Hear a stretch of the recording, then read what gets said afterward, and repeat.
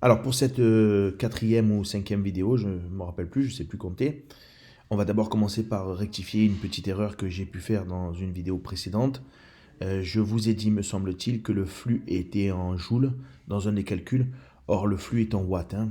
Voilà, donc excusez-moi, c'était une mauvaise information. Donc le flux est en watts parce que Q est en joules et le delta T est en secondes. Donc en fait, il s'agit d'une puissance. D'accord?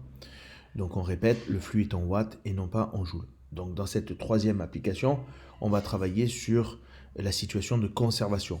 Donc rappel des deux premières. La première, on a vu donc la cuisson. On veut un flux qui passe vite, donc on a une petite résistance thermique. Le deuxième, on a vu l'isolation. Donc on veut un flux petit et une grande résistance thermique. Et le troisième, c'est la conservation. Donc c'est pareil, c'est le même principe, d'accord. On veut, dans ce cas-là, bien évidemment, que le flux soit petit et que la résistance thermique soit grande. D'accord?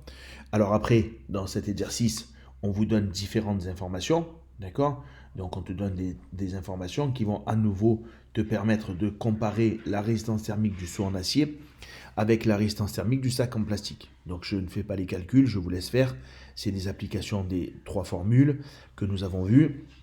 Simplement, donc si on est réaliste, on explique que quoi? On explique que, eh bien, c'est, et vous avez vu passer derrière mes enfants, donc c'est celui qui va avoir la plus grande résistance thermique qui va laisser passer le moins la chaleur.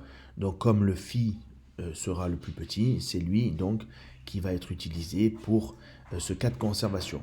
Ok?